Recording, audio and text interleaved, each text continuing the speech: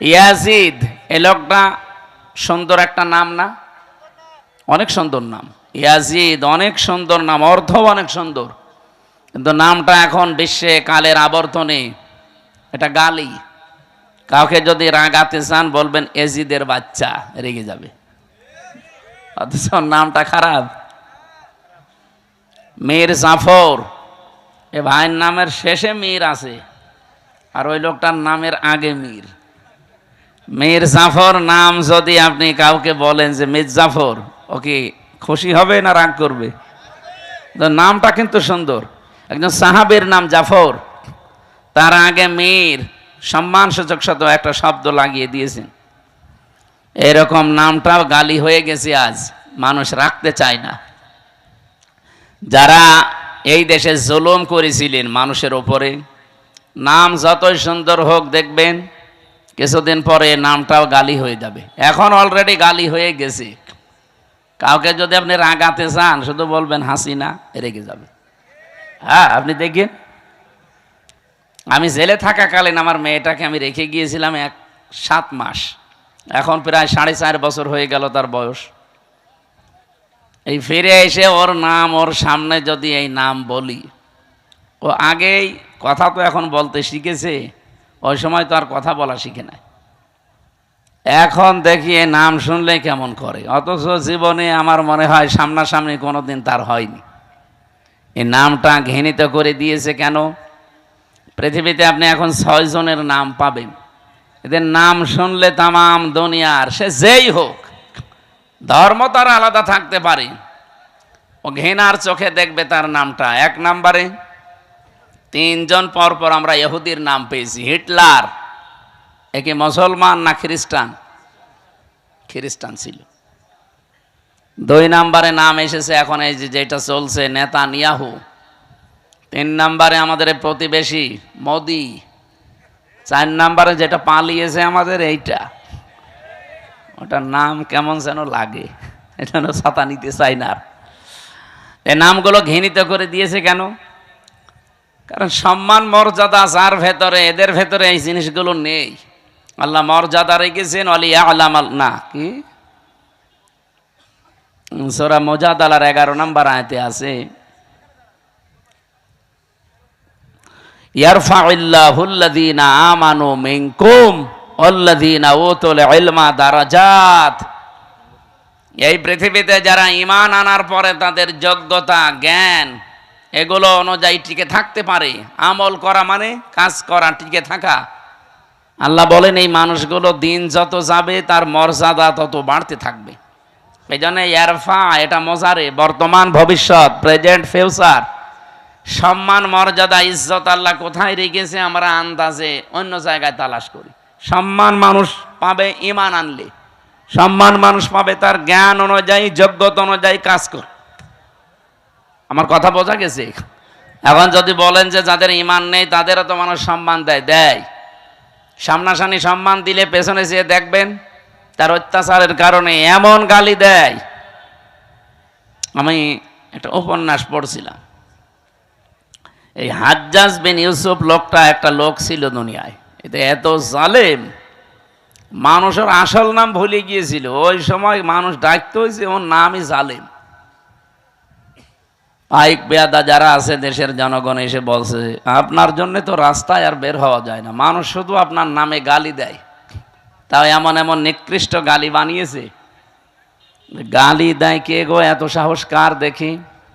একটা ছদ্মবেশ নিয়ে রাস্তায় গেছে, এক গ্রাম্য লোকের সাথে দেখা হলো। হাজ্জাজ বিন ইউসুফ, এই লোকটা কেমন? ও তো জালেম। কেমন? জালেমের বাচ্চা, জালেম। 2-3 বার এই কথা শুনে ওর মেজাজ গেছে খারাপ হয়ে। এই বেটাই, আমার চেনো না? তো আমি সে হাজ্জাজ। ও আপনি?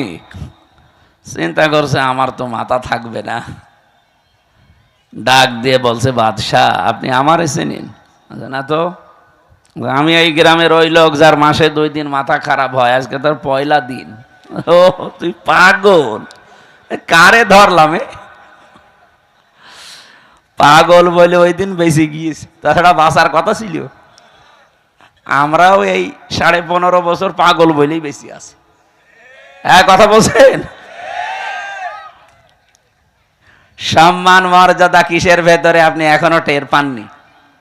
এই জন্য আহ্বান জানাবো, যদি সম্মান মর্যাদা, শান্তি, স্বস্তি, নিরাপত্তা, কল্যাণ এগুলো পেতে চান, দুনিয়াতে আল্লাহ হক দিয়েছেন, অধিকার দিয়েছেন। উলাইকা লাহুমুল আমনু, আল্লাহ যেন এভাবে আঙ্গুল দিয়ে দেখাচ্ছে, এটা ইসমে ইশারা।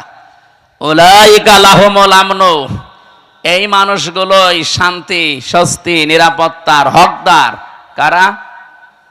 আল্লাযীনা আমানু ওয়া লাম ইয়ালবিসু ঈমানাহুম বিযুলমিন, যারা ঈমান আনার পরে তাদের ঈমানের সাথে জুলুমকে মিশ্রণ করে না। এখানে জুলুম মানে শিরিক। সুতরাং ঈমান যারা আমরা এনেছি, যেহেতু এদেশে 92% মুসলমান ঈমান আমাদের আছে, ঈমান আনলেই শুধু নিরাপত্তা পাওয়া যাবে না, ঈমানের সাথে যেন শিরিক মিশ্রণ না হয়। যেহেতু শব্দের অর্থ আমরা দুইটা বললাম, 1 নম্বরে শিরিক, 2 নম্বরে জুলুম।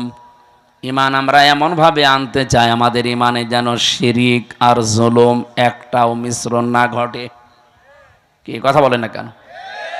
এতটুকু বলার পরে আল্লাহ শেষ করে দেননি। আল্লাহ পাক বলেন, উলাইকা লাহুমুল আমনু ওয়া হুম মুহতাদুন, এই মানুষগুলোই নিরাপত্তা, শান্তি, স্বস্তি পাওয়ার হকদার এবং এরা হেদায়েতের উপরে আছে। কথাটা ছোট্ট, কিন্তু এর ব্যাখ্যা এত বেশি আছে কোরআনে। আজ আমরা নিরাপত্তাহীন হয়ে যাচ্ছি দিন দিন।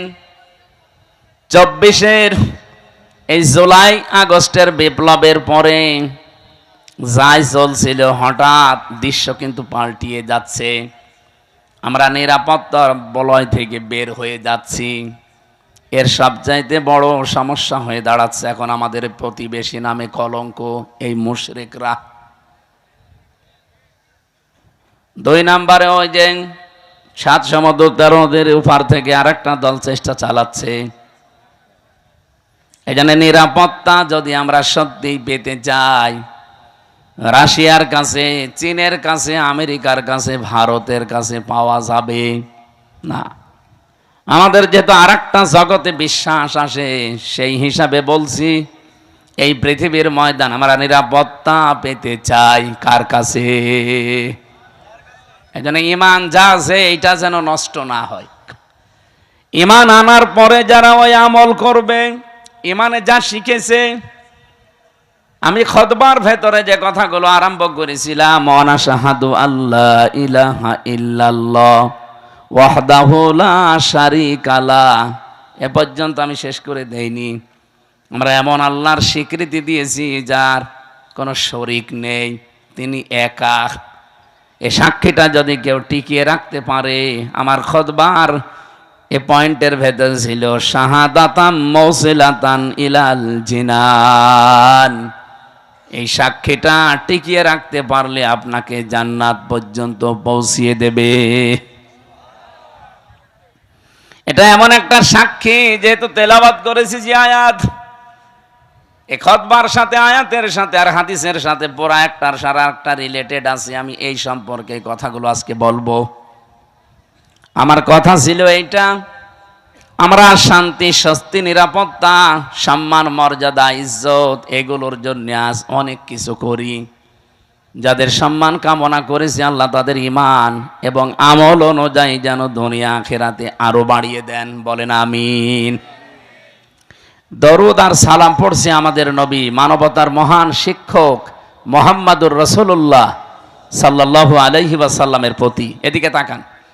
জীবন চালানোর জন্য আল্লাহ কোরআন দিয়েছেন, আদর্শ মানার জন্য নবী পাঠিয়েছেন যিনি মুহাম্মাদুর রাসূলুল্লাহ।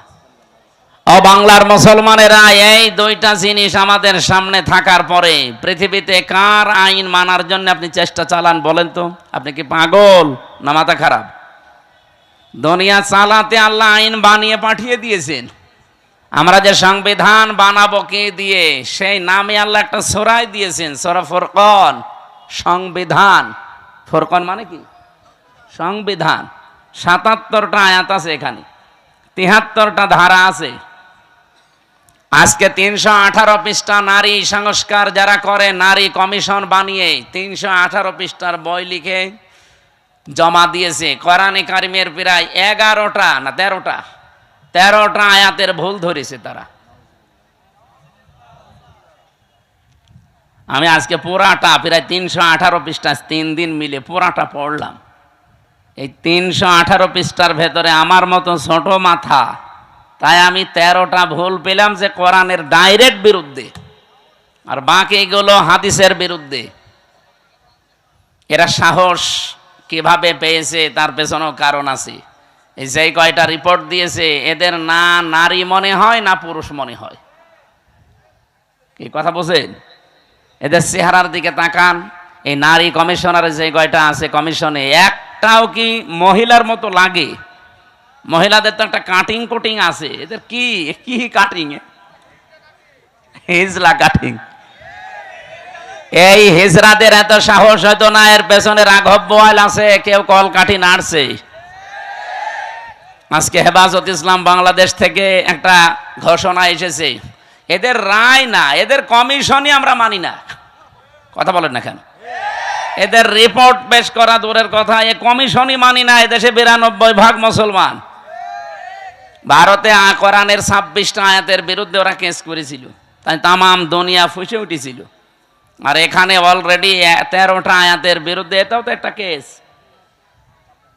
আমরা চাই এই মানুষগুলোর পেছনে যারা আছে তাদের সহ আইনের মুখোমুখি করে তাদের বিচারের আওতায় আনা লাগবে। এবং আপনি মানব অধিকারের নাম নিয়ে, বাক স্বাধীনতার নাম নিয়ে, সমান অধিকারের নাম নিয়ে কোরআনের বিরুদ্ধে, হাদিসের বিরুদ্ধে কোনো কথা যদি সামনে কেউ বলে, কোনো বিচার লাগবে না, ওরে মেরে ফেলা লাগবে। হ্যাঁ, কথা বলুন। সময় এখনই যাচ্ছে, এখনো যদি এভাবে ছাড় দিয়ে চলে যান, এ বিপ্লব যেটা এসেছিল, এই বিপ্লব টিকিয়ে থাকা সম্ভব না। এই আয়াতের যেটা পড়লাম না, এই আয়াতের একটু আগে আছে আনাকিমুদ্দিন ওয়ালা তাতাফাররাকু ফি, তোমরা দিন কায়েম করো, এ ব্যাপারে মত পার্থক্য করবা না। দিন কায়েম বাংলাদেশে নেই, আছে? আয়াতের ব্যাখ্যা আধুনিক একটা শব্দ বলছি, এদিকে তাকান। দিন যেহেতু কায়েম আমাদের দেশে নেই, যতটুকু দিন আছে ওইটা টিকিয়ে রাখার চেষ্টা করা সর্বাত্মকভাবে, এইটাও একটা কায়েম। আমাদের দেশে দিন যতটুকু আছে ওইটা টিকিয়ে রাখা লাগবে না? বলেন বলেন। এই যে নামাজ 5 ওয়াক্ত আপনারা মসজিদে পড়েন, এটা দিন না? স্যার তো এটা বোঝাচ্ছিল যে আমাদের নামাজ আছে, অন্তত নামাজটা যেন টিকে থাকে। আমরা প্রকাশ্য কেউ এই দেশে জেনা করি না। কি করি? গোপনে গোপনে যেগুলো আছে এগুলো বাদ দেন, প্রকাশ্যে যেন এইটা কেউ করতে না পারে। ওরা 3 নম্বর পয়েন্টে লিখেছে, দেহ আমার, সিদ্ধান্ত আমার। এটা যদি মেনে নেওয়া হয়, তাহলে জেনা ব্যভিচার কি গোপনে থাকবে না প্রকাশ্যে শুরু হবে? ওরা 2 নম্বর পয়েন্টে লিখেছে যে এখানে বিবাহের ক্ষেত্রে পুরুষের যে অধিকার আছে, মহিলার সে অধিকার নেই। এটা আল্লাহর সিদ্ধান্ত ঠিক হয়নি, এটা ভুল হয়েছে। এরা আমার মাঝে মাঝে চিন্তা হচ্ছে, পুরো বইটা না পড়লে আমার ভালো হতো। পড়ে আমার এখন মাথা খারাপ হয়ে গেছে যে এর সাহস পেল কোথায়। যেহেতু কোরআনে কারিম আমাদের সামনে আছে, সংবিধান হিসাবে পৃথিবীর কারো কাছে কিছু ধার করার কোনো দরকার নেই। আর আদর্শ মানতে গিয়ে যেহেতু নবী নিজে এসেছে আমাদের কাছে, সুতরাং পৃথিবীর কাউকে আদর্শ মানা অন্তত দরকার নেই। এই 2 বিষয়ে আমরা একমত আছি না? এবার আসেন আমরা মূল আলোচনায় যাচ্ছি। সূরা শূরা 13 নম্বর আয়াতের মাঝের একটা অংশ পড়েছি।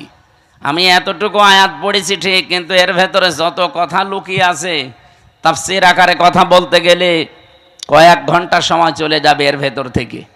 আমরা একটা হাদিস পড়েছিলাম, হাদিস আয়াতে চলে যাচ্ছে।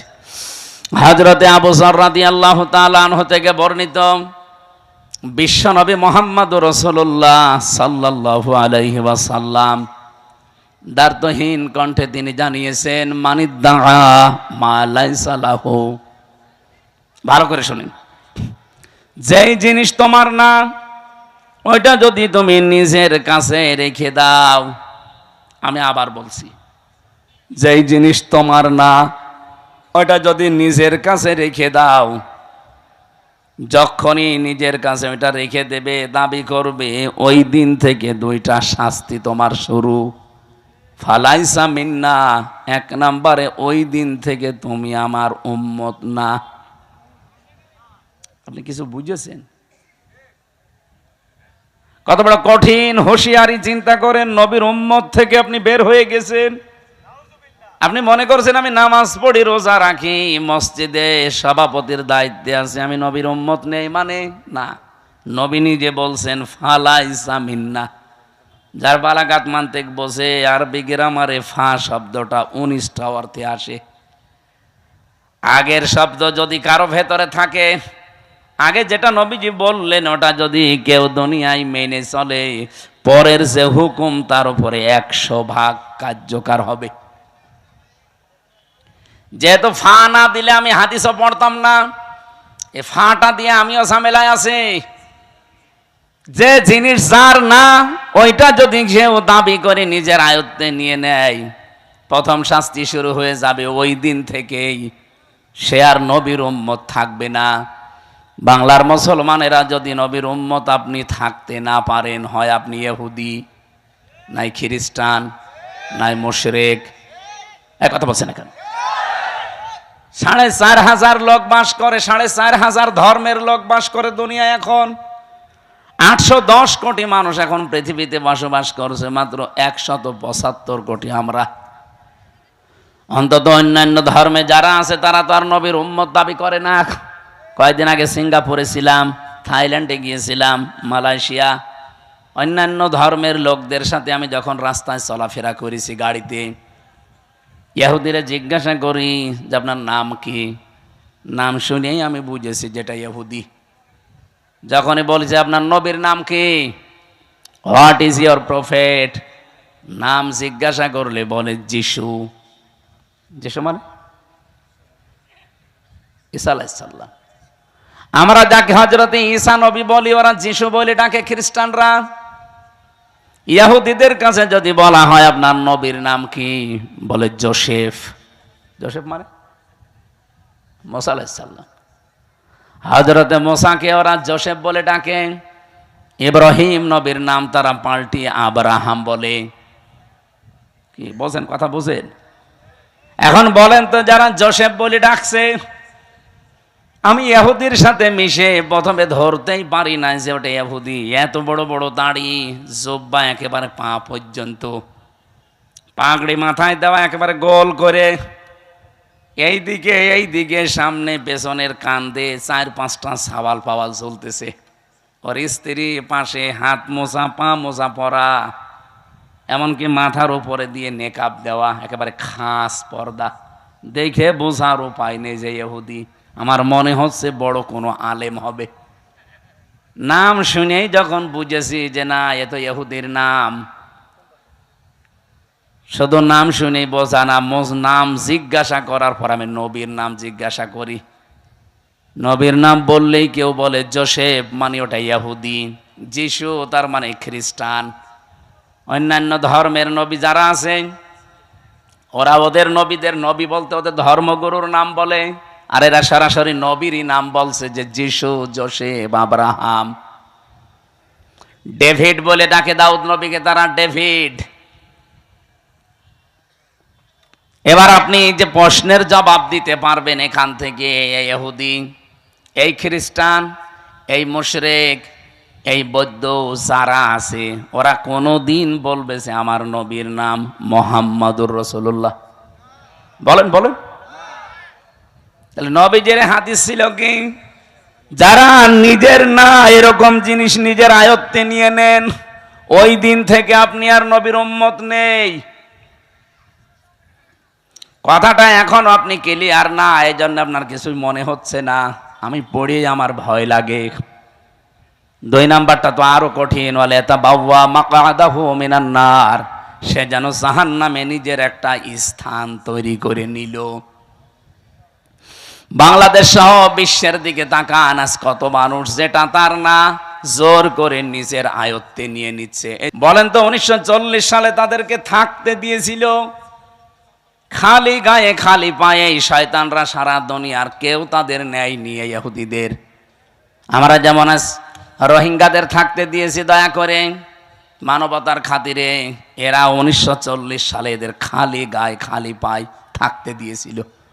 অথচ শয়তানরা এখন তাদেরকে বাড়ি ঘর থেকে উৎখাত করে দখল করে নিচ্ছে। এ কথা বলছে না কেন? এখান থেকে একটা কথা আছে কোরআনে সূরা ইউনূসের 99-100 নম্বর আয়াতে, ওয়ায়াজআলুর রিজসা আলাল্লাযীনা লা ইয়াকিলুন। কোন মানুষ যদি তার বিবেক জ্ঞান অনুযায়ী সিদ্ধান্ত নিতে না পারে, বিবেক অনুযায়ী যদি এই লোকটা কাজ না করে, তাহলে ভুল সিদ্ধান্ত তার উপরে আল্লাহ চাপিয়ে দেয়। এই নেতানিয়াহু নামে এই শয়তান, এই কোলাঙ্গার, এই জঘন্যতম পৃথিবীর মানুষ নামে একটা কলঙ্ক এই লোকটা তার নিজের ইচ্ছা মিটাতে গিয়ে আজ যে ভুল সিদ্ধান্ত নিয়েছে, এটার কারণে আজ পুরাই ওরা 108টা মেশিন ফিট করেছে, উন্নত পানি দিচ্ছে, কত স্প্রে দিচ্ছে, না জাহাজ পর্যন্ত পুড়ে ছাই হয়ে যাচ্ছে। কারণ এখন তো আর হামজা লাগায়নি, কে লাগিয়েছে? কারণ আল্লাহর সিদ্ধান্তের বাইরে অবস্থান নিয়েছেন। বারবার পৃথিবীর মানুষ সতর্ক করেছিল যে এদেরকে থামান, নিজেদের যা আছে অতটুকু নিয়ে থাকেন, না ওরা সব দখল করে নিজের আয়ত্তে নিয়ে নেবে। ঠিক এই সিস্টেম এখন চালু করেছে ওর আর এক ভাই, এ নরেন্দ্র মোদী। আমাদের বাপ দাদাদের দেওয়া হাজার হাজার বিঘা জমি জায়গা, যেগুলো মসজিদ, মাদ্রাসা, খানকা, ঈদগাহ, গোরস্থানের জন্য ওয়াকফ করা ছিল, ওই শয়তানরা এখন এসে ওইগুলো সব একটা অবৈধ আইন পাশ করে সব দখল করে ভেঙ্গে গুড়িয়ে দিচ্ছে। গোবিন্দ পরামানিক গত পরশু দিন দেখবেন একটা লাইভ করেছে, হিন্দু মহাজোটের মহাসচিব এই লোকটা গোবিন্দ চন্দ্র পরামানিক। উনি লাইভে বলছিল যে এই মোদী নামে এই মাতালটাকে হিন্দু সম্প্রদায় যারা পৃথিবীতে আছেন তারা একে থামান। এই মাতাল যা করছে পৃথিবী বসবাসের অযোগ্য হয়ে যাচ্ছে। অলরেডি ভারতে লাগিয়ে দিয়েছে। কি কথা বলছেন এখন?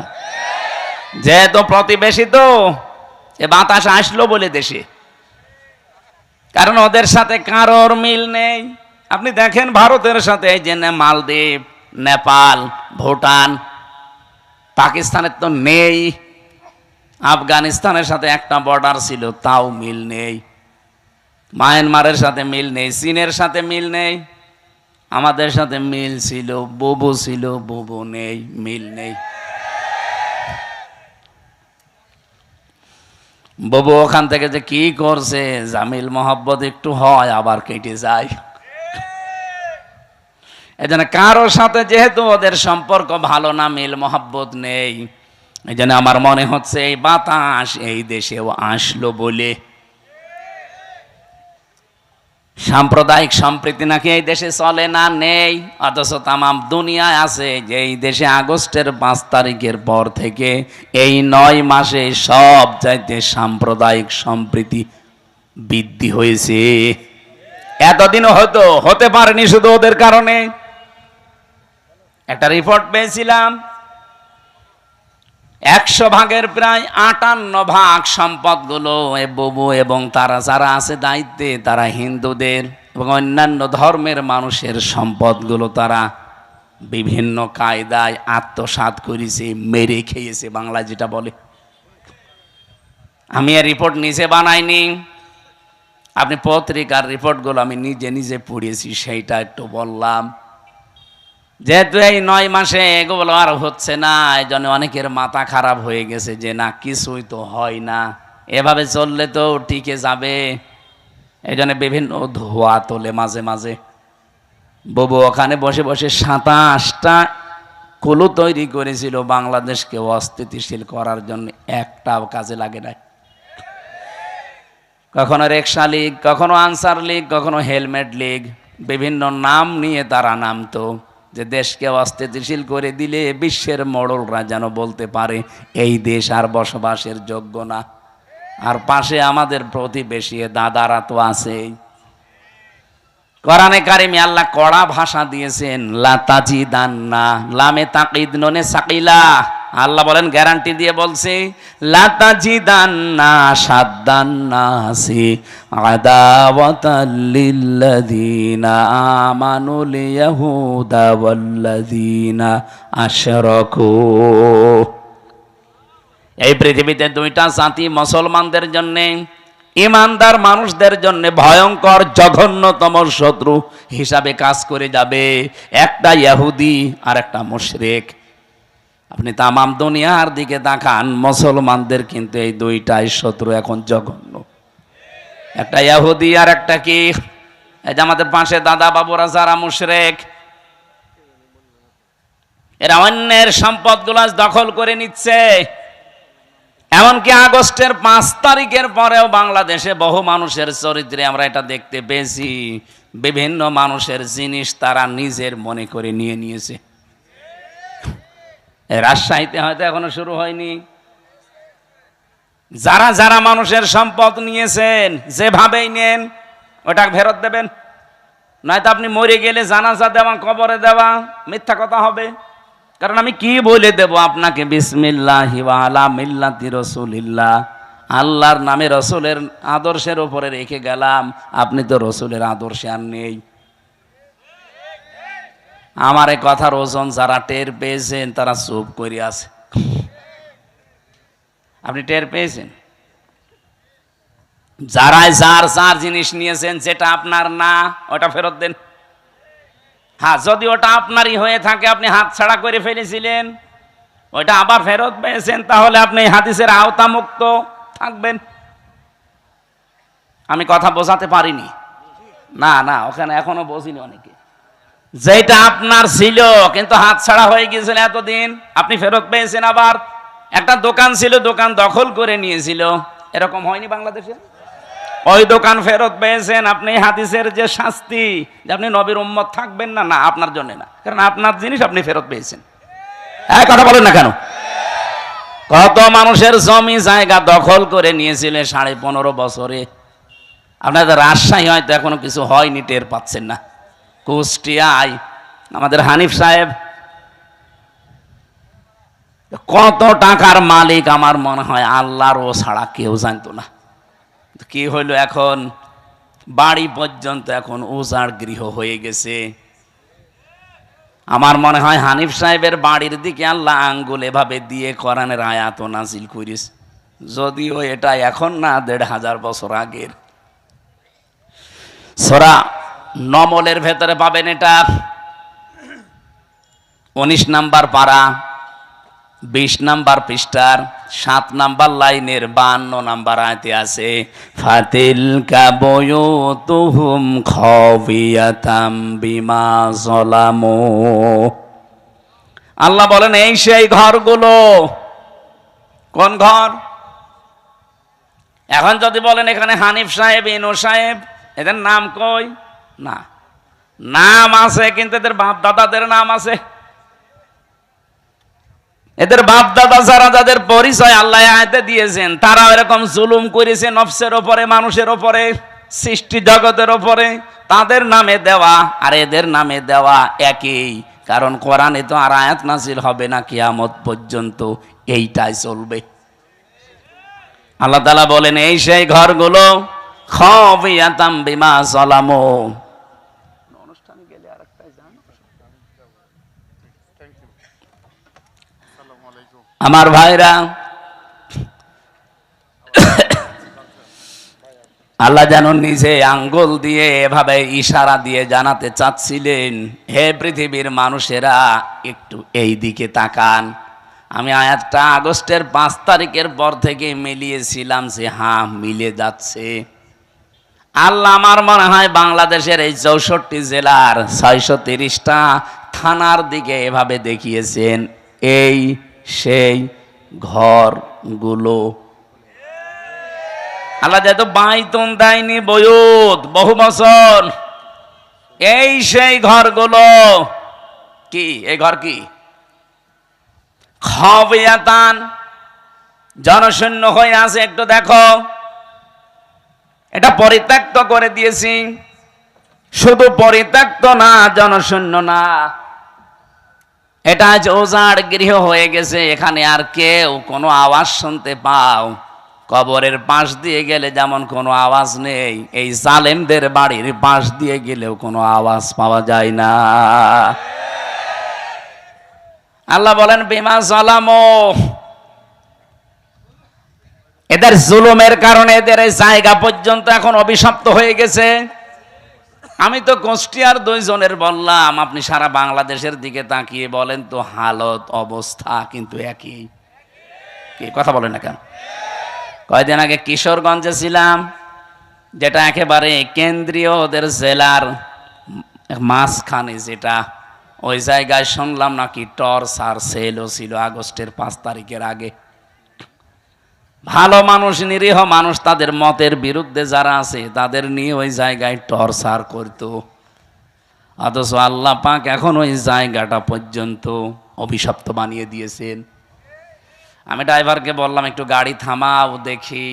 তাকিয়ে দেখি 3-4 জন করে যাচ্ছে, কেউ এদিকে কেউ এদিকে কেউ এদিকে, চারিদিকে মুখ করে প্রসাব করতে বসিস।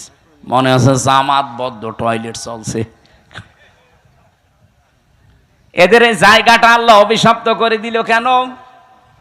বিমা জালামু, কারণ এখানে তারা জুলুম করত। আল্লাহ এ পর্যন্ত যদি দিয়ে আয়াত শেষ করে দিত, আমি আয়াতই পড়তাম না। এরপরে আমাদেরটা, ইন্না ফি যালিকা লায়াতাল লিকাউমিন ইয়ালামুন। রব্বুল আলামিন বলেন, এই যে লামে তাকিদ দিয়েছেন মাঝে, আর বক্তব্যের আগে ইন্না আছে।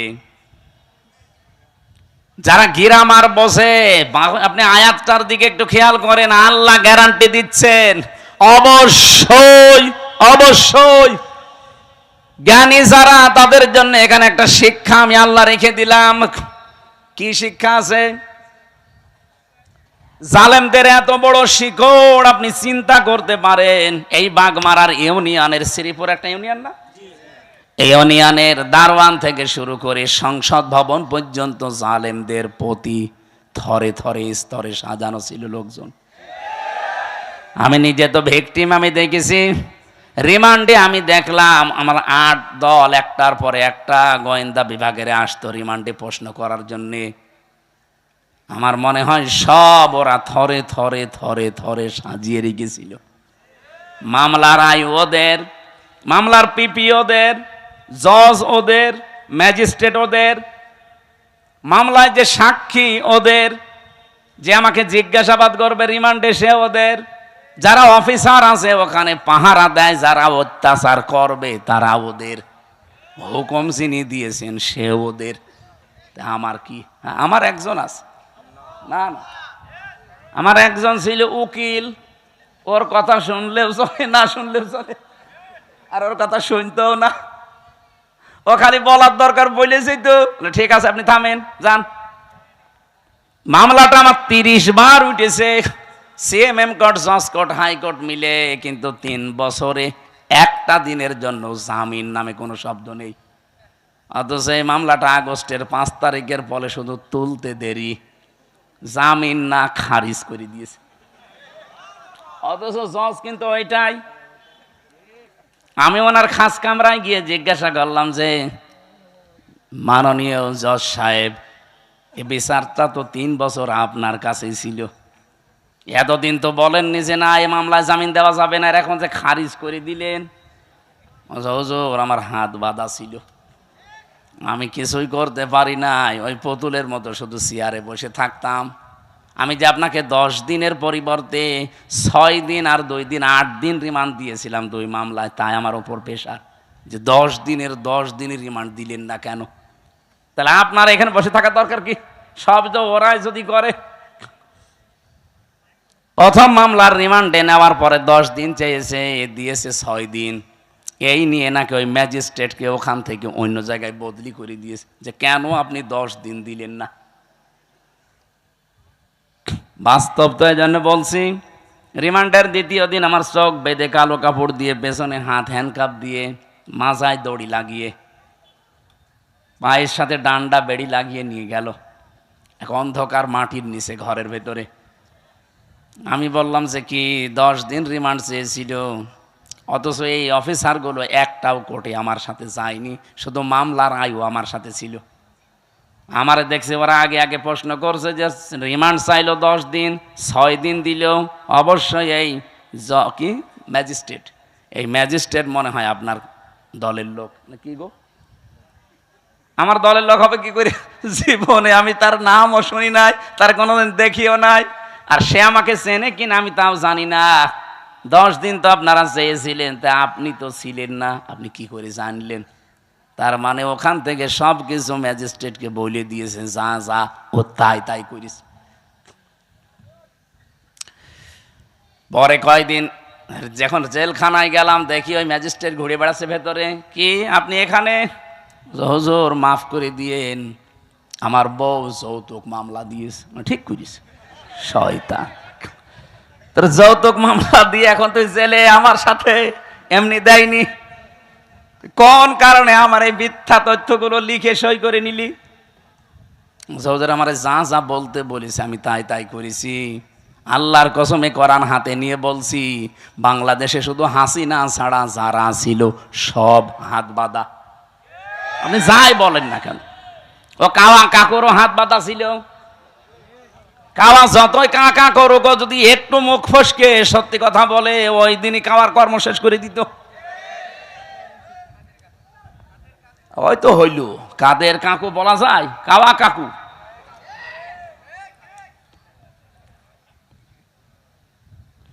বলেন তো, এই যে স্তরে স্তরে সাজিয়ে রেখেছিল সব জায়গায়, কোনদিন ঘূর্ণাক্ষরও চিন্তা করেছে যে আমাদের এগুলো কোনদিন হারিয়ে যেতে পারে? কোরআনে কারিমে আমি আয়াত পড়েছি, সূরা আনআম 7 নাম্বার পারা 12 নাম্বার পৃষ্ঠার 4 নাম্বার লাইনের 45 নাম্বার আয়াতের প্রথম অংশে আছে, ফাকুতিআ দাবিরুল কওমিল্লাযিনা যালামু। রব্বুল আলামিন বলেন, জালেমদের শিকড় কাটা হয়ে গেছে। কেটেছে কে? না না, আল্লাহ না। কতিয়া এটা মজহুল, এর ফাইল জানা নেই। জালেমদের শিকড় যে কাটা হয়ে গেছে, কেটেছে কে? আপনি কি আলেম? এখানে আলেমরা বসে আছে না? মৌলানা, কতিয়া এর ফাইল কে? জানা নেই, কেউ জানে না জালেমদের শিকড় কাটলো কে। আপনি হানিফের বাড়ি এখন যে জিজ্ঞাসা করেন যে একটা পায়খানার ইটও নেই, প্যানও খুলে নিয়ে চলে গেল, গেল কে? কেউ জানে না। শুধু কি হানিফের বাড়ি, সারা বাংলাদেশে জালেমদের অবস্থা একই? যায় হালকা পাতলা 2-1টা ছিল। এই ফেব্রুয়ারির 5 তারিখে আযাবুল বুলডোজার নাজিল হয়ে সব শেষ। এ জেলায় নাজিল হয়নি? আমার প্রশ্ন ছিল কি বলেন তো, জালেমদের এত বড় শিকড় যদি কেটে ফেলা হয়ে যায়, আগামীতে যারা চেয়ারে বসবেন, কারা বসবেন আমরা জানি না, যারাই বসবেন সাবধান, জনগণের উপরে যেন জুলুম না হয়, তাহলে 5 বছর পরে আপনার বাড়িও শ্মশান হয়ে যাবে। এ পর্যন্ত বুঝেছেন নাকি হাঁ করে আছেন? সুতরাং যার যা জিনিস নিয়েছেন, চুরি করে হোক, ডাকাতি করে হোক, চাঁদাবাজি করে হোক, যা নিয়েছেন যেটা আপনার না ওটা ফেরত দেন। হ্যাঁ, যদি আপনার জিনিস আপনি ফেরত পান অসুবিধা নেই। এই যে ইসলামী ব্যাংক, যাদেরটা তারা ফেরত পেয়েছে। অনেকে বলছে না এটা চিন্তায় হয়েছে। চিন্তা হয়েছে মানে ইসলামী ব্যাংকে আপনার বাবার নাকি? যাদের ব্যাংক তারা ফেরত পেয়েছে, তাদের মাথার ঘাম পায়ে ফেলে টাকা দিয়ে ব্যাংক করা। কথা বলেন না কেন? ব্যাংক যাদের তারা ফেরত পেয়েছে, জিনিস যার সে যদি ফেরত পায় এই হাদিসের আওতা মুক্ত থাকবে সে। কিন্তু আপনার জিনিস না, আপনি বাবা শাহজালাল সব হালাল বলে দখল করে নিচ্ছেন। এটা যারা করেছেন আগামীতে ফেরত দিয়ে দেন কালকেই, নাই তো আপনি নবীর উম্মত আর নেই। আপনি মরে গেলে আমারে দিয়ে জানাজা না, কাবার ইমাম দিয়ে জানাজা পড়িয়ে মাটি দেবেন, কবরে আযাব শুরু হয়ে যাবে। এরপরেও যদি কেউ না বোঝার ভান করে থাকেন, এদিকে আসেন, আসেন, এমন জোরে কানের নিচে 2টা দেব না, সব টের পেয়ে যাবেন।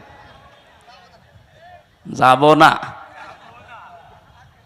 ওয়ালিয়াতাবাওয়া মাকআদাহু মিনান নার, সে যেন জাহান্নামে নিজের একটা স্থান তৈরি করে নিল।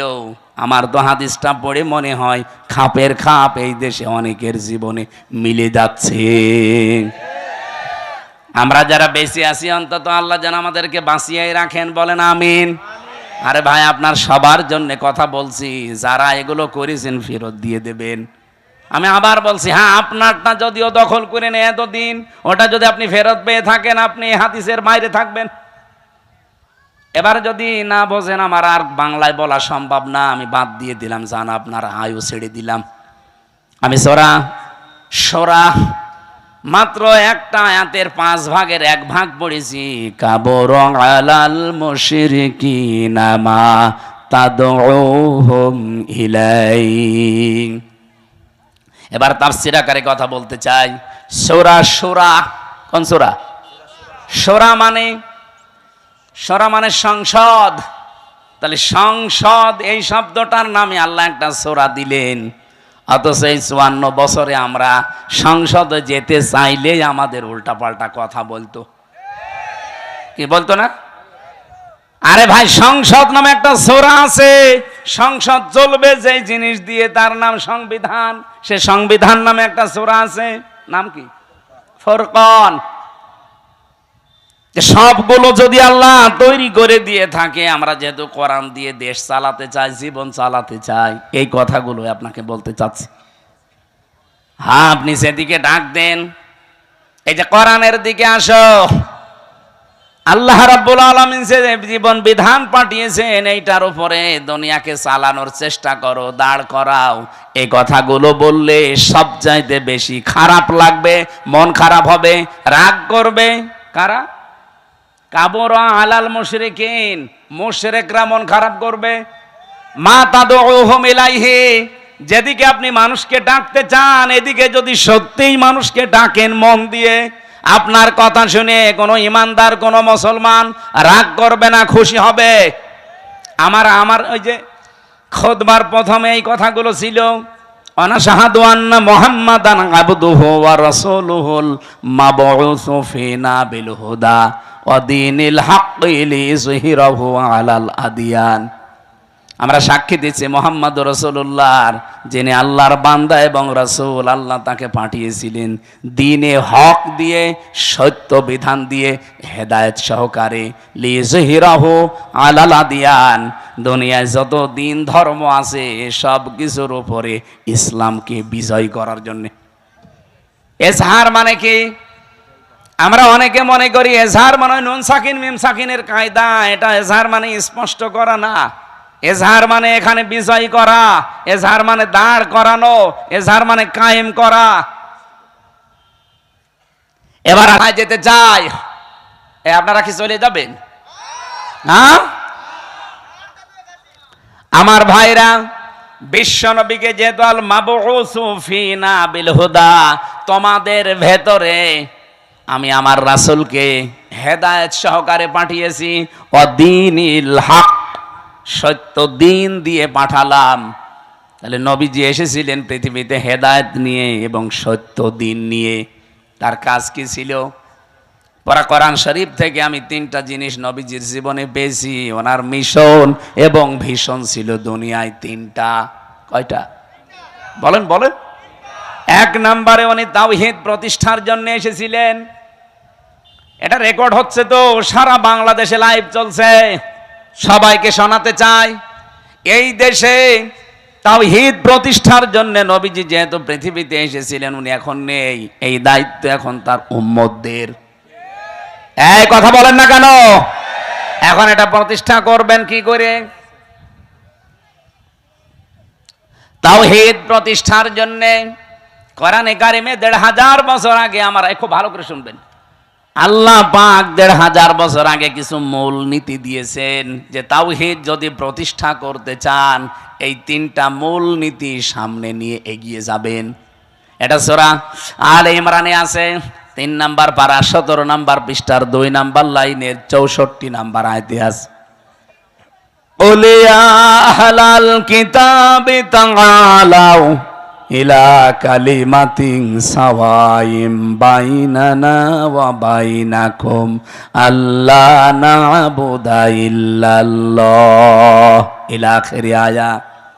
রব্বুল আলামিন বলেন, নবী আপনি ওই আহলে কিতাবদেরকে ডাক দেন যে আসো আমরা অন্তত তিনটা বিষয়ে একমত হই।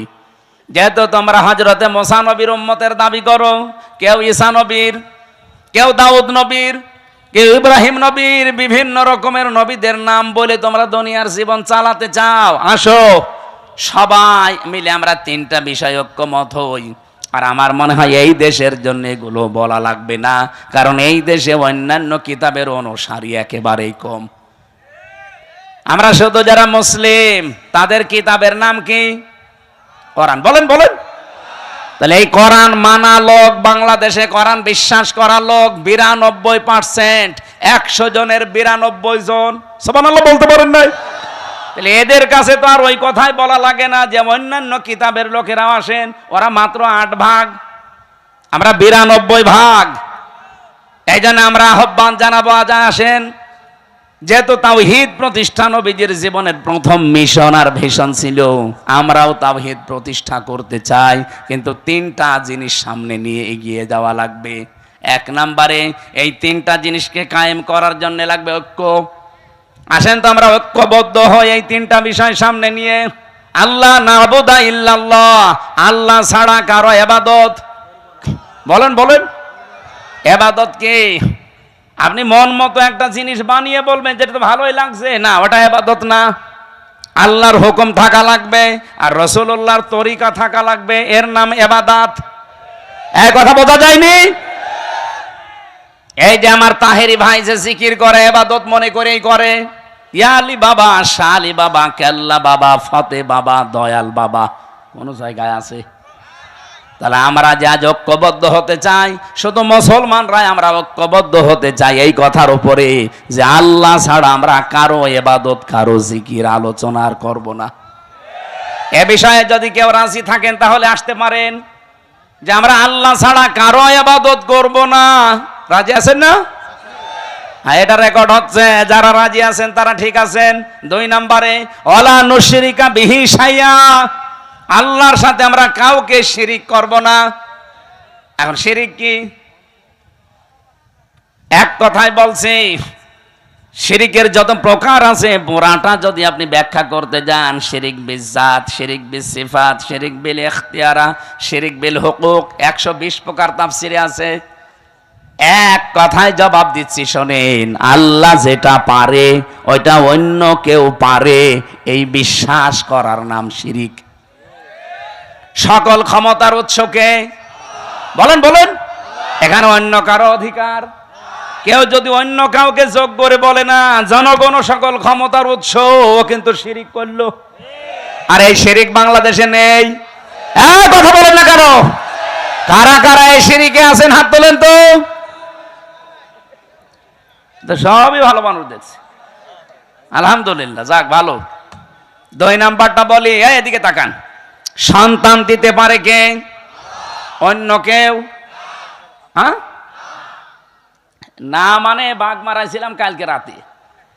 কোন জায়গায় জানো? এই যে বেলঘরিয়া হাট ফাজিল মাদ্রাসায়, এই যে এখানে না বাঘমারা, হয়তো বাঘমারা, যে বাড়িতে আমাকে নিয়ে এসে বসিয়েছে, ওই বাড়ি আলার 2টা ছেলে, আর একটা পেটে এসেছে শুনলাম 6 মাস। উনি পরীক্ষা করে দেখেছে ওইটাও ছেলে, কিন্তু উনি মেয়ে চাই। আমার একটা পানির বোতল নিয়ে বলছে, হুজুর এমন পানি পড়বেন যেন এটা মেয়ে হয়ে যায়। আমি কি ডাউনলোড করে দেব? কি বিশ্বাস! সেদিন বগুড়া গাবতলী থানায় যে বাড়িতে বসেছিলাম, ওই লোকটা এসে আমার কাছে একটা আপেল নিয়ে বলছে, হুজুর পড়িয়ে দেন। কেন? বাচ্চা। ঠিক আছে, সূরা ফাতিহা পড়ে ফু দিলাম, কারণ ফাতিহা সব রোগের মহা ঔষধ। আমার কানের কাছে মুখ নিয়ে বলছে, হুজুর এমন আপেল পড়বেন যেন ছেলে হয়। আপেল ফেলে দিলাম। আপেল কই? ফেলে দিস কেন? আরে ভাই, ছেলে হওয়া যদি আপেল পড়ে কাজ হয় তা আমার ম্যাডামের 3টে মই হইতো না? কত চেষ্টা করলাম একটা ছেলে হওয়ার, তারপরও মেয়ে। আর আপনি এসেছেন আমার কাছে আপেল পড়তে। আমি আপেল দরকারে নিজে পড়ি, নিয়ে ম্যাডামের ফের খাওয়াবো। চিন্তা করেন কি বিশ্বাসী আছে এরা। আপেল পড়া, পানি পড়া, দুর্গা পূজা, পীর পূজা, কত মানুষের কাছে বিশ্বাসটা নিয়ে গেছে। অথচ ছেলে মেয়ে দেওয়ার একচ্ছত্র মালিকানা হামজার। অনেকে বলছে কার, আরো জোরে। তাহলে এক কথায় জবাব কি পেলেন? আল্লাহ যেটা পারে পৃথিবীর অন্য কেউ। সুতরাং মা বোনেরা, ভাইরা, বিয়ের পরে 50 বছর ছেলে মেয়ে না হোক, আমাদের জাতির পিতার 86 বছর বয়সে ছেলে হয়েছে, তারপরেও তো তিনি কোনো কবরে, মাজারে, পীরের কাছে যাননি। এই যে মাওলানা রেজাউল ইসলাম উজ্জ্বল, আপনাদের বাগমারার ছেলে, ওরা 17 বছর বিয়ে হয়েছে, ছেলে মেয়ে নেই। আজকে ওনার বাড়িতে রাতে ছিলাম, আমারে বলছিল আফসোস করি, কিন্তু আজ পর্যন্ত কোনো দিন উনি কোনো পীরের কাছে, মাজারে, তাবিজ এগুলো নেয়নি। কিন্তু কারো 2 বছর 5 বছর যদি ছেলে মেয়ের মুখ না দেখে ও পাগল হয়ে যায়, কত জায়গায় যে দৌড়িয়ে চলে যায়। আমার এই বিশ্বাসটা যেন আজকে সঠিক হয়ে যায় যে আল্লাহ যেটা পারে ওইটা অন্য কেউ। এবার 3 নাম্বারটা বললে এবার রাগ করবেন না তো? আমি তো আর বানিয়ে বলছি না, রাগ করলে আল্লাহর উপরে করবেন। কার উপরে? আল্লাহ করেন। এবার আসেন, বলছে এই পৃথিবী বানিয়েছে কে? কোন ভগবানের হালকা সাহায্য আছে? বলেন। আল্লাহ রাব্বুল আলামিন বলেন, এবার শিরিকটা ধরা পড়বে। আলা লাহুল খালাক ওয়াল আমর, সূরা আরাফের 54 নম্বর আয়াতে আছে মাঝের অংশে যে সৃষ্টি যার, আইন চলবে তার। বলেন না কেন? সূরা আলে ইমরানের 154 নম্বর আয়াতের মাঝের অংশটা একটু দেখবেন। ইয়াকুলুনা হাল্লানা মিনাল আমরি মিন শাইইন কুল ইন্নাল আমরা কুল্লাহু লিল্লাহ। হে নবী, ওরা জিজ্ঞাসা করে যে আইন কানুন আমরা কি বানাতে পারি? আপনি বলেন না, আইন বানানোর ক্ষমতা কার? সুতরাং বাংলাদেশে 92,000 মুসলমান দাবি করছেন আল্লাহর পাঠানো আইন এই জমিনে কায়েম বাদ দিয়ে পৃথিবীর কোন মানুষের তৈরি করা আইন যদি কায়েমের জন্য আপনি চেষ্টা করেন, দল করেন, আন্দোলন করেন, আল্লাহর কসম আপনি শিরিক করছেন। নিয়ে আসেন তো, কোন হুজুর নিয়ে আসবেন, ভুল ধরতে নিয়ে আসেন, নিয়ে আসেন। এটা বাংলাদেশ এখন চলছে কিনা বলেন? এরপরও যদি কারো পরিবর্তন না হয়, এখন এর কিভাবে আপনি হেদায়েত করবেন বলেন? এর মাথার উপরে খাইটে মারা ছাড়া কোনো উপায় আছে? মানুষের মনটা খারাপ হয়ে যায় আমার এই কারণে যে এত বাংলায় বলছি যে আল্লাহ বানিয়েছে, আইন চলবে তার। আপনি অন্যের আইন এখানে দাঁড় করাতে চান, আপনি তো শিরিক করছেন। কারণ আল্লাহ যেটা পারে ওইটা অন্য কেউ। এবার আপনি যা ভালো লাগে করেন তো ভাই। আপনি যদি জাহান্নামে যেতে চান আসেন, আপনাকে 2 লাথি দিয়ে আরো ফেলে দিই। বড় দুঃখ নিয়ে কথাগুলো বলছি। এত চিল্লানো, এত পাল্লানো কি হচ্ছে? আপনার পরিবর্তন আসতে চাই না, আমি কি আপনার ক্ষতি চাই? আপনি নিয়ে এসেছেন এত কষ্ট করে, সে কুষ্টিয়া থেকে সঠিকটা তুলে ধরলাম। আরে ভাই, নামাজ আপনার যদি কমও থাকে, রোজা আপনার কমও থাকে, আমল আখলাক যদি কমও হয়, ঈমান যদি খাঁটি হয়, শিরিক না থাকে, আপনি কি জান্নাতে যেতে পারবেন? আর যদি শিরিক মিশ্রণ হয়, অকদিমনা ইলা মা আমিলু মিন আমালিন ফাজালনাহু হাবাআম মানসুরা। কোন মানুষ যদি শিরিক মিশ্রিত কিছু নিয়ে যায়, ওটা ধুলি কণার মতো মুখের উপরে নিক্ষেপ করা।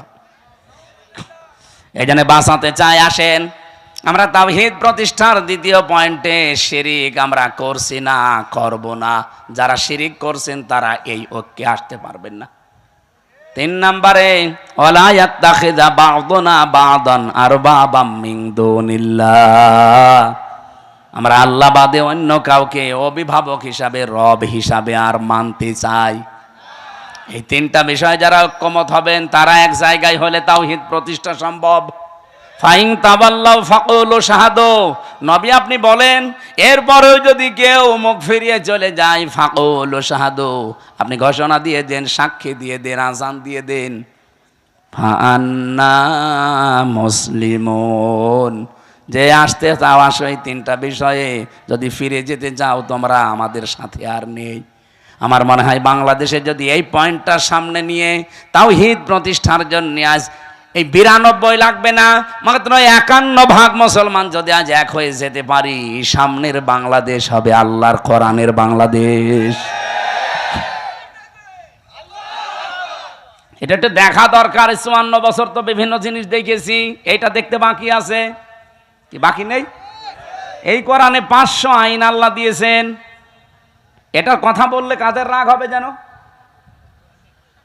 কাবুরা আলাল মুশরিকিনা মা তাদউহুম ইলাই। আমি যেটিকে ডাকছি এই কথা বললে আল্লাহ বলেন সবচাইতে বেশি রাগ করবে, মন খারাপ করবে। বলেন বলেন। তাওহীদ প্রতিষ্ঠার জন্য আল্লাহ পাক আপনাকে জীবনেও মনোনীত করবে না যদি আপনার মন তৈরি না হয়। এজন্য আয়াতের পরবর্তী আয়াত এইটা, আল্লাহু ইয়াজতাবি ইলাইহি মাইয়াশা ওয়া ইয়াহদি ইলাইহি মাইয়ুনিব। আল্লাহ সবাইকে এ কাজে মনোনীত করেন না। আল্লাহ যাকে নির্বাচিত করেন, পছন্দ করেন, তাকে এই কাজের জন্য বাছাই করেন। আর যাকে আল্লাহর ভালো লাগে না আল্লাহ তাকে ছাঁটাই করে দেন। তাহলে ছাঁটাই করা, বাছাই করা এটা আল্লাহর একটা পদ্ধতি। আল্লাহ আন্দাজে কাউকে ছাঁটাইও করেন না, আন্দাজে কাউকে বাছাইও করেন না। আল্লাহ ছাঁটাই করতে হলে আল্লাহ সেই যোগ্যতা দেখে তার ভেতরে, আল্লাহ বাছাই করতে হলেও তার যোগ্যতা দেখে। সুতরাং আপনি যদি ফিরে আসার মন তৈরি না করেন, জীবনেও একামতে দিনের কর্মী হিসাবে আল্লাহ আপনাকে বাছাই করবে না। আল্লাহু ইয়াজতাবি ইলাইহি মাইয়াশা। আল্লাহ পাক বলেন আমি নির্বাচিত করি, আমি বাছাই করি, আমি তাকে নির্ধারণ করি, তাকে পছন্দ করি, তাকে এই মানুষটাকে আমি আল্লাহ আমার নিজের দিনের জন্য, দিন কায়েমের জন্য পছন্দ করে রাখি। যখন দেখি ওয়াহদি ইলাইহি মাইয়ুনিব, ওই লোকটা আমার দিকে ফিরতে চায়।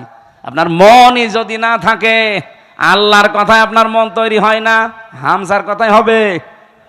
এজন্য মনটা আগে তৈরি করেন। আজ বাংলাদেশে 92% মুসলমানের সবাই এ দেশে ইসলাম কায়েম হোক চাই না। আমি আগস্টের 5 তারিখের আগে একটা জরিপ পেয়েছিলাম, মাত্র 100 জনের 15 জন বলতো আমরা এই দেশে ইসলাম কায়েম চাই। তার ভেতরে এই মীর সাহেব একজন হয়তো। আপনি জিজ্ঞাসা করে দেখেন, আপনি চান না রাষ্ট্রে ইসলাম কায়েম হোক? এরকম মাত্র মানুষ মাত্র সারা বাংলাদেশ মিলে 100 জনের 15 জন। অথচ এই 9 মাসের ব্যবধানে আপনি এই যে এপ্রিল চলছে, আজকে মে মাস না, আজকে 3 তারিখ, এপ্রিলের আমার মনে হয় 29 তারিখের একটা রিপোর্ট পেয়েছিলাম। এটাই যে মাইক্রোসফট দিয়েছে, এটা খ্রিস্টানরা 227টা দেশ নিয়ে তারা এই রিপোর্ট পেশ করেছে। বাংলাদেশ নিয়ে একটা রিপোর্ট এই খ্রিস্টানরা দিয়েছে। এই মাত্র 9 মাসে বাংলাদেশ যে চেঞ্জ হয়েছে, এই দেশে এখন 15 জন না 100 জনের 77 জন মানুষ চাচ্ছে এ দেশে ইসলাম কায়েম হোক। 77 জন চলে গেছে, আর কিছুদিন যেতে দেন। আমার তো মনে হচ্ছে যেভাবে দাওয়াতি কাজ চলছে সারা বাংলাদেশে, কুষ্টিয়াতে কয়েকদিন আগে আমার নিজের পাশের ইউনিয়নে 4000 মানুষ একামতে দিনের কর্মী হওয়ার জন্য একবার শপথবদ্ধ হয়েছে। কোরআনে কারিমে পড়েছিলাম 1500 বছর আগের আয়াত, ইযা জা নাসরুল্লাহি ওয়াল ফাত। যখন আল্লাহর সাহায্য আসবে তখন আপনি বিজয় দেখতে পাবেন। আর বিজয় আসলে আপনি প্রথম নাম্বারে দেখবেন ওয়ারাইতান নাসা ইয়াদখুলুনা ফি দীনিল্লাহি আফওয়াজা। দলে দলে পালে পালে মানুষ ইসলামে প্রবেশ করছে। প্রশ্ন আসতে পারে, ওরা তো মুসলমান, আবার ইসলামে আসলো কি করে? না, যারা আল্লাহর দিন কায়েমের জন্য, আল্লাহর আইন কায়েমের জন্য চেষ্টা করে না, এগুলো মুসলমান হতে পারে না। কারণ এই আদেশ শুধু আল্লাহ হামসাকে দেয়নি, শারা আলাকুম মিনাদ-দ্বীন মা ওয়াসসা বিহি। অস্স মানে কি? অস্স মানে নরমাল কোনো বিষয় না। আপনি যারা আরবি অভিধানগুলো ভাঙতে পারে তাদের জিজ্ঞাসা করে দেখেন, অস্স মানে শক্তিশালী নির্দেশ। আল্লাহ বলেন আমি নির্ধারিত করে দিলাম, শারা লাকুম মিনাদ-দ্বীন, তোমাদের সবার জন্য একটা দিনকে, জন্য দিনের আগে আলিফ লাম আছে, এ পৃথিবীতে বহু দিন আছে, সব দিনকে আল্লাহ নির্ধারিত করেননি, একটা দিনকে মাত্র নির্ধারিত করে দিয়েছেন, তার নাম দিনের নাম যা ইসলাম। আপনি কোথায় পেলেন? 4500 দিন চলছে এখন দুনিয়ায়। আমি দিনের অর্থ মোটামুটি 10টা লিখেছি। কোরআন শরীফ থেকে আমার কাছে 10টা পারফেক্ট মনে হয়। দিন মানে কিয়ামত, এটা সূরা ফাতিহার 3 নম্বর আয়াতে আছে মালিক ইয়াউমিদ্দিন। 2 নম্বরে আনুগত্য, সূরা আলে ইমরানের 83 নম্বর আয়াতে আছে আফা গায়রা দীনিল্লাহি ইয়াবগুন। 3 নম্বরে জীবন ব্যবস্থা, সূরা মায়েদার 3 নম্বর আয়াতের মাঝের অংশে আছে আল ইয়াউমা আকমালতু লাকুম দীনাকুম। 4 নম্বরে রাষ্ট্রীয় আইন, এটা সূরা মুমিনের 26 নম্বর আয়াতে আছে। 5 নম্বরে ইবাদত, সূরা রুমের 30 নম্বর আয়াতে আছে। 6 নম্বরে মুখ ফেরানো, এটা সূরা নেসার 125 নম্বর আয়াতে আছে। 7 নম্বরে বিপ্লব, এটা সূরা নসরের 2 নম্বর, ওই যেটা পড়লাম। দলে দলে পালে পালে মানুষ ইসলাম কায়েমের জন্য দেখবেন ঝাঁপিয়ে পড়বে। আমার পাশের ইউনিয়নে 4000 মানুষ, এতদিন তারা বলতো আমরা মানুষের আইন এই পৃথিবীতে কায়েম করতে চাই, এখন তারা সবাই ফরম পূরণ করে বলছে আমরা আল্লাহর আইন কায়েম করতে চাই। এখন আমাকে বলেছে এই 4000 মানুষকে খাবার দেওয়া লাগবে, অসুবিধা নেই, টাকা তো সারা দেশ থেকে দেবে মানুষ, আমি নিয়ে যে ঢালবো। 7 নম্বরে পেয়েছে চিরন্তন বিধান, এটা সূরা শুরার 13 নম্বর আয়াত, যেটা শারআ লাকুম মিনাদ দিন চলছে। 9 নম্বরে সমস্ত ইজম লিযহিরাহু আলাদ দীনি কুল্লিহি, এটা সূরা সফের 9 নম্বর আয়াত।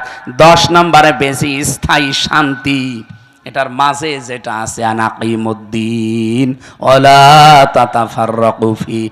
আমার এই ছোট্ট মাথায় যদি এতগুলো দিন সম্পর্কে কোরআনে থাকে, মীর সাহেবের মতো বড় বড় মাথা যাদের তো আরো আছে। তাহলে আল্লাহর বিজয়, সাহায্য আসলে বিজয় আসবে, এ গ্যারান্টি কার? আর বিজয় আসলে তার নমুনা চিহ্ন সিমটম কি? দলে দলে পালে পালে আফওয়াজা, মানে দলে দলে, ফি দীনিল্লাহি, আল্লাহর দিনের ভেতরে। এই যে দিন মানে জীবন ব্যবস্থা, জীবন বিধান, রাষ্ট্রীয় আইন, কতগুলো বললাম না? আল্লাহর জমিনে আল্লাহর দিন কায়েম করা, এটা যদি কারো কাছে রাজনীতি মনে হয়, কারো কাছে ধর্ম ব্যবসা মনে হয়, আপনার কাছে দুনিয়ার কাজ মনে হয়, মনে করেন আমি এইটাই জীবনের আসল কাজ মনে করি। কারণ দিন কায়েম নেই, এই জন্যই ডাকাতি হচ্ছে, এই জন্যই চুরি হচ্ছে, এই জন্যই ছিনতাই হচ্ছে, এই জন্যই ঘুষ চলছে, এই জন্যই ডাকাতি চলছে, জেনা চলছে। 4 বছরের আসিয়া পর্যন্ত বাদ যাচ্ছে না। কথা বলেন না কেন? এই আয়াতটা নাজিল হয়েছে কখন? আলেমদের জিজ্ঞাসা করেন। মক্কার জীবনে, মক্কার জীবনটা 4 ভাগ। প্রথম 3 বছর কষ্ট, এরপরে আরো 5 বছর আরো কষ্ট, এরপরে আরো 3 বছর আরো কষ্ট, এরপরে আরো 2 বছর আরো কষ্ট। আপনি 4 ভাগে মিলিয়ে দেখেন ইসলামের ইতিহাস থেকে, এই 4টা ভাগ করলে নবীজির জীবনের সর্বশেষ যে পয়েন্টটা আছে সেই পয়েন্টে কিন্তু আয়াতটা নাজিল হয়। আল্লাহর নবী কষ্ট করেছিলেন সব মিলে কত বছর?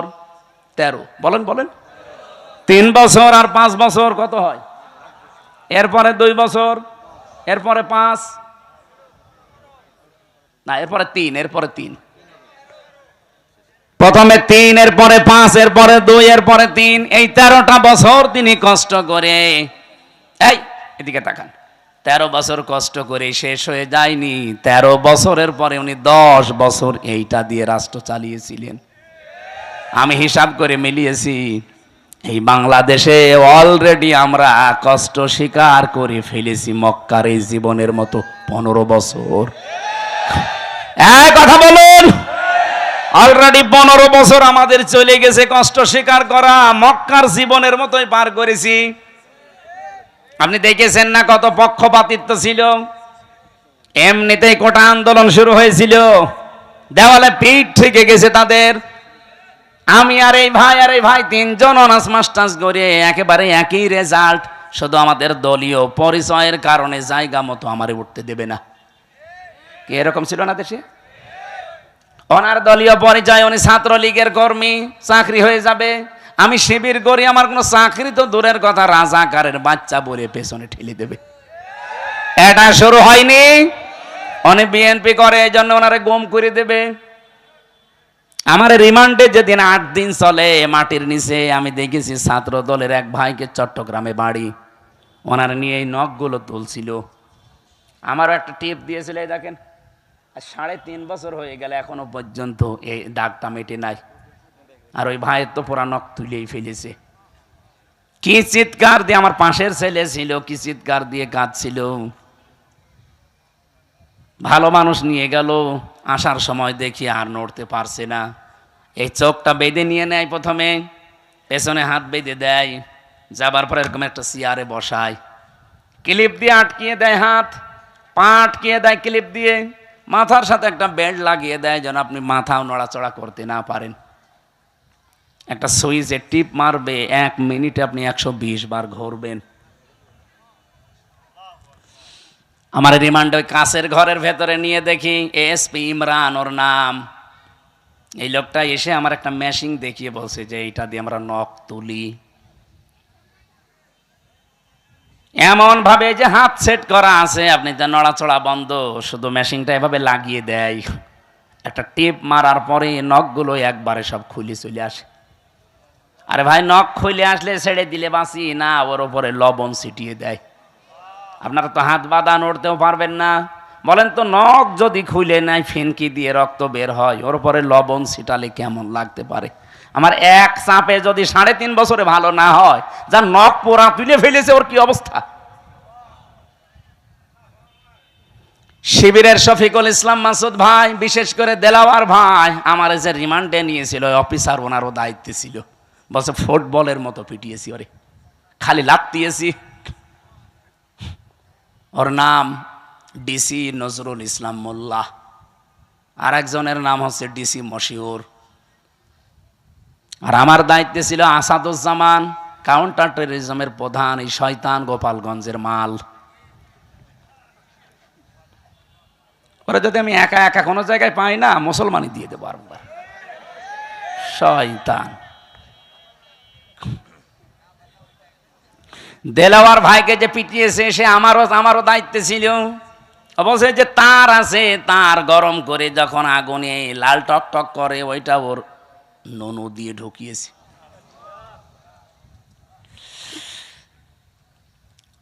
ওনার লজ্জাস্থান নষ্ট হয়ে গিয়েছিল, পরবর্তীতে চিকিৎসার মাধ্যমে আল্লাহ আবার ফেরত দিয়েছে।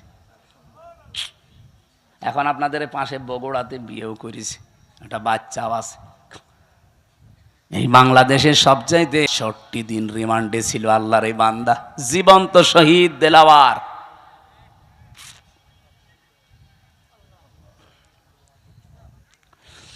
আর আজ শাহীবাসী যেটা বলতে চাই আপনাদের সামনে, ভালো করে শোনেন। নবীজির মিশন আর ভিশনের ভেতরে কিন্তু এখন আমরা আছি, দিন প্রতিষ্ঠা করা, তাওহীদ প্রতিষ্ঠা করা, 2 নম্বরে মানব অধিকার প্রতিষ্ঠা করা। এটা সূরা নেসার 58 নম্বর আয়াতে পাবেন। আর এটা প্রতিষ্ঠা করার জন্য কি কি করা লাগবে আল্লাহ সেইটাও দিয়েছেন। ইন্নাল্লাহা ইয়া'মুরুকুম আন তুআদ্দুল আমানাতি ইলা আহলিহা। তোমাদের যাবতীয় আমানত আল্লাহর নির্দেশ, যত আমানত আছে সব তার প্রাপকের কাছে পৌঁছিয়ে দাও। তাফসির যারা পড়তে পারে তাদেরকে বলছি বাড়িতে মিলাবেন, তাফসিরে মারেফুল কোরআনে আমানাত, এখানে ভোট লেখা আছে। আপনি যে দেখবেন 9টা অর্থ লেখা আছে। ভাই আমার মনে আছে, আমি আগে মতো এই জন্য তো আদায়ের মাহফিল নিতে চাই না, ছাতা এগুলো নিতে চাই না, তো এই কারণে আগামীতে আদায় করা যেখানে এসব সমস্যা আছে আমরা নিয়ে আনবেন না। একটা বিষয়, একটা গুরুত্বপূর্ণ বিষয়, এটা ক্লিয়ার না হলে শেষে সকালবেলা তো নিজেরাই ফতোয়াবাজি করবে না, এত কষ্ট করে নিয়ে আসলাম, কি বলে গেল, কি বলে গেল, মানে আপনি টের পাচ্ছেন কি বলছি? চালানে বারবার 3টা চিঠি দিল, সভাপতি মিলে, ভাই মিলে, উনি মিলে, এত চিঠি দিলে আমার তো মাথায় যা আছে সব তো ভুলে যাবো। নেন আপনার আগে টাকা তুলে নেন। যারা যাচ্ছে ভেতরে, যা এনেছেন এই মসজিদের উন্নয়নের জন্য চাচ্ছে, দয়া করে একটু হাত খুলে দিয়ে দেন, এরপর আমরা আরম্ভ করছি। কই লোকজন কই? হ্যাঁ, যা এনেছেন একটাও যেন বাড়ি নিয়ে যান না, ভাড়া বাদ দিয়ে সব দিয়ে যান। আর এইভাবে আলোচনা ভুলে যাই আমি। এই মেয়েদের ওপর একটা বই লিখেছিলাম জেলখানায় বসে বসে, ওরা তো লিখতেও দেয় না। ফাঁসির কন্ডেম ছেলে, বহু কষ্ট করেছিলাম। দাম্পত্য জীবনের সমস্যা এবং তার সমাধান, এটা মেয়েদেরকে পড়াবেন। 120 পৃষ্ঠা করেছি। আর এটা শিক্ষিত মানুষদের জন্য, সৃষ্টি নিয়ে, এটা সবার জন্য না। যারা শিক্ষিত মানুষ আছেন এটা নিলে কাজে লাগবে আপনার। যদি পারেন এই দুইটা নিয়েছেন, ওই গাড়িতে মনে হয় কোন জায়গায় আছে জানো। এই লোকজন কয় গো আপনাদের? কে একটা লোক তো দেখি না। আপনাদের সময়কে 15 মিনিট দেবো আমি, 2 মিনিট খালি সময়গুলো। এখন 1 ঘন্টা 1.5 ঘন্টা চলছে, আর তাড়াতাড়ি করেন। এই ওইটা চলে যাচ্ছে মানে। ও আপনি টাকা তুলবেন, তোলেন তোলেন, তাড়াতাড়ি করেন। এসে হোসাইন কই? হ্যাঁ কনে চলে গিয়েছে, এসে টাকা তোলা আমি পারি? ও সাঁতারে নিয়ে এসে লাভ কি আমার? টাকা তোলার সব দায়িত্ব আমার দেয়, আমি যেটা পারি না এটা আমার দেন কেন? এত তথ্য লিখে নিয়ে আসলাম এই আয়াত সম্পর্কে, এখনো মনে হয় 20 পৃষ্ঠা আমি লিখেছি এই আয়াত নিয়ে। এত কথা লিখে আছে সব